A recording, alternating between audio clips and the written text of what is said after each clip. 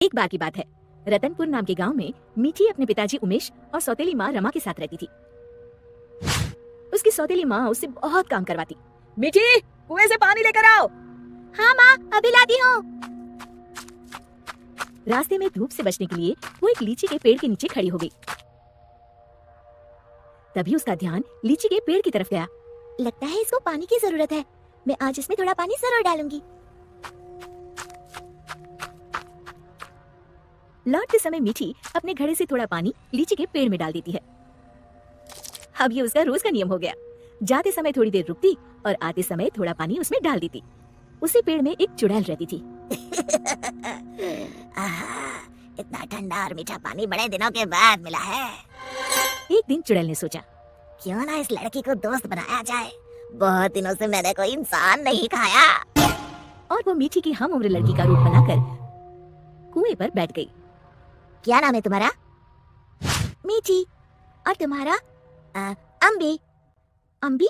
अम्बी तो खट्टी होती है। तुम मीठी और मैं खट्टी, मतलब मीठी खट्टी। नहीं, मीठी खट्टी नहीं, मीठी अम्बी। दोनों खिलखिलाकर हंसने लगती है। अरे, मुझे तो तुमसे बातें करके बड़ी देर हो गई। और जल्दी से घड़ा लेकर घर के लिए चल दी।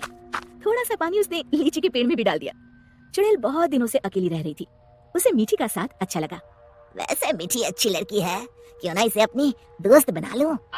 ऐसे ही रोज मीठी और अम्बी कुएं पर मिलती और ढेर सारी बातें करती, खूब हंसती खिलखिलाती।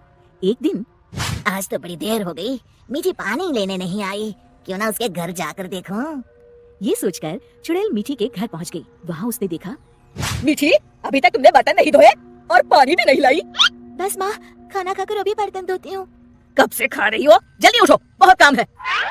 खाना खाकर मीठी बर्तन धोने लगी। आज मैंने लीची के पेड़ में पानी भी नहीं डाला और ना ही अपनी दोस्त से मिल पाई।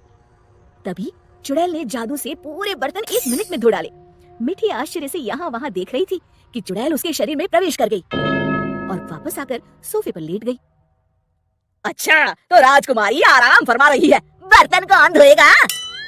धुल गए। रमा को मीठी की आवाज भारी सी लगी। अच्छा, जादू से धोए हैं क्या? हाँ। अब झाड़ू कौन लगाएगा? कपड़े कौन धोएगा? तुम। और कौन? अच्छा, तो मुझे जवाब देती है। ये कहते हुए रमा ने मीठी का हाथ पकड़कर झकझोर दिया। पर मीठी रोज की तरह रोई नहीं, तो रमा को और तेज गुस्सा आ गया। मारने के लिए आगे बढ़ी ही थी कि मीठी ने उसका हाथ पकड़कर गोल घुमाकर छोड़ दिया। रमा तेजी से गोल गोल घूमने लगी। कुछ देर तक घूमने के बाद रमा ने एक बार फिर हाथ उठाने की कोशिश की। इस बार एक धक्के में रमा घर के चारों कोनों में टकराई और फिर एक कोने में जाकर गिर पड़ी। अब जाकर कपड़े धो। जाती हूँ। वो आराम से सोफे पर लेटकर टीवी देखने लगती है। थोड़ी देर बाद रमा कपड़े धोकर कमरे में आई। जाओ, जाकर झाड़ू पोछा करो। रमा कुछ बोलने ही वाली थी कि मीठी की लाल लाल आंखें देखकर डर गई। लगाती हूँ, अभी झाड़ू लगाती हूँ। इतने में मीठी के पिताजी आते हैं। उन्होंने पहले कभी रमा को काम करते हुए नहीं देखा था। रमा, तुम काम क्यों कर रही हो? मीठी कहाँ है? रमा जोर जोर से रोने लगी और उंगली से इशारा किया जहाँ मीठी आराम से लेटी हुई थी। मीठी, मैं क्या देख रहा हूँ? मीठी के पिताजी उसका हाथ पकड़कर उसे उठाते हैं, पर मीठी को देखकर बुरी तरह डर जाते हैं और पीछे हट जाते हैं। ये देखकर मीठी के शरीर में घुसी चुड़ैल जोर जोर से हंसती है। उमेश समझ जाता है कि मीठी पर चुड़ैल का साया है। कौन हो तुम और यहाँ कैसे आई? तभी चुड़ैल मीठी के शरीर से निकलकर लहराती हुई सामने खड़ी हो गई और गूंजती हुई आवाज में उसने कहा, मैं अम्बी हूँ। क्या कहा? अम्बी मतलब लीची वाली चुड़ैल? हाँ, और मीठी मेरी दोस्त है। तुम लोग उसे बहुत परेशान करते हो, मैं तुम सबको खा जाऊंगी। उमेश और रमा डर के मारे थर थर कांपने लगे। हमें माफ कर दो अम्बी, आज से हम ऐसा नहीं करेंगे।